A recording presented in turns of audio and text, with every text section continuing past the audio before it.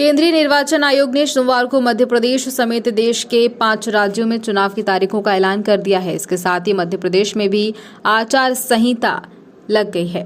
बता दें आपको कि जो चुनाव प्रक्रिया संपन्न होने तक प्रभावशील रहेगी। चुनाव आयोग द्वारा 21 अक्टूबर को चुनाव की अधिसूचना जारी कर दी जाएगी। वहीं उम्मीदवार 30 अक्टूबर तक नामांकन पत्र दाखिल कर सकेंगे। 31 अक्टूबर को स्क्रूटनी की जाएगी और उम्मीदवार 2 नवंबर तक अपना नामांकन वापस ले सकेंगे। वहीं 17 नवंबर को वोटिंग होगी। चुनाव आयोग के अनुसार 3 दिसंबर को नतीजे जारी किए जाएंगे और 5 दिसंबर तक निर्वाचन की प्रक्रिया पूरी कर ली जाएगी।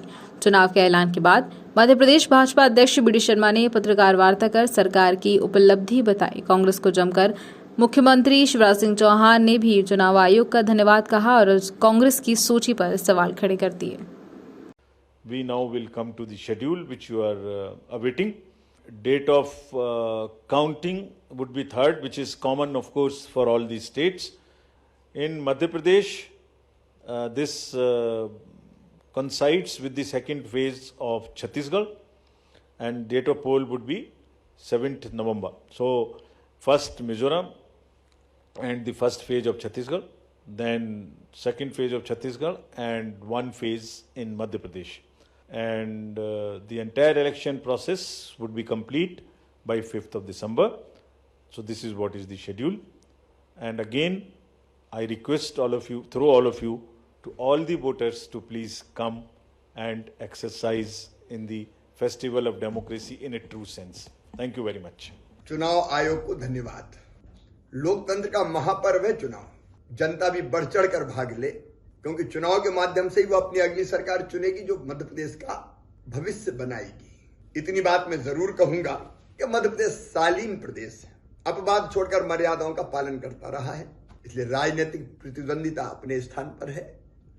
लेकिन चुनाव में मर्यादाएं सभी राजनीतिक दलों को बना के रखना चाहिए, पालन मर्यादाओं का करना चाहिए।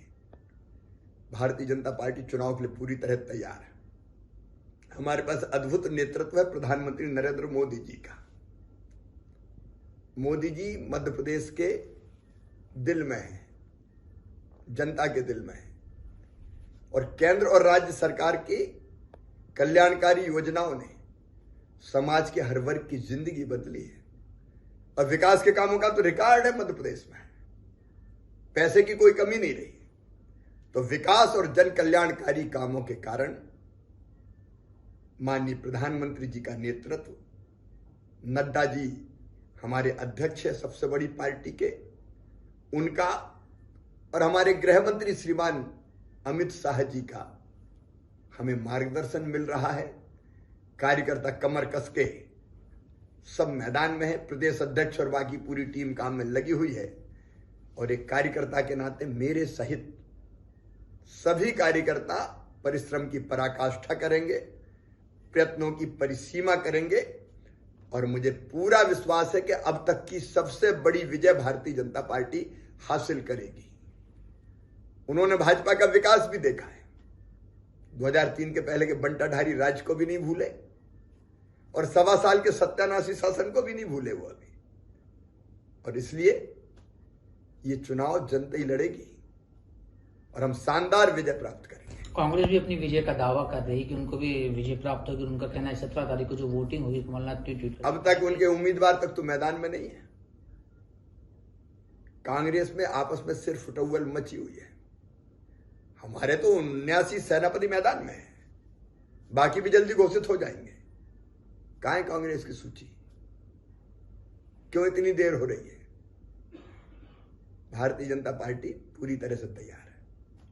किस बात की उम्मीद आपको ज्यादा लग रही है चुनाव में जनता किसके साथ है? क्योंकि आपके एक स्कीम अभी जो जिसको मास्टर स्ट्रोक भी आप के इधर से बीजेपी के लोग कह रहे थे, लाडली बहना स्कीम, जिसको आप उम्मीद भी है बीजेपी के साथ। प्रधानमंत्री जी का नेतृत्व, विकास और जन कल्याण, लेकिन अलग अलग वर्गों का कल्याण की जो योजना है हमारी, लाडली बहना भी अत्यंत प्रभावी योजना है, जिसने महिलाओं की, बहनों की, बेटियों की जिंदगी बदल दी है। उसका भी असर है, लेकिन इतने कोई वर्ग नहीं छूटा। गरीब हो, किसान हो, माताएं हो, बहनें हो, नौजवान हो, बच्चे हो, एससी हो, एसटी हो, पिछड़े हो, सामान्य वर्ग हो, सबके कल्याण के काम हमने किए।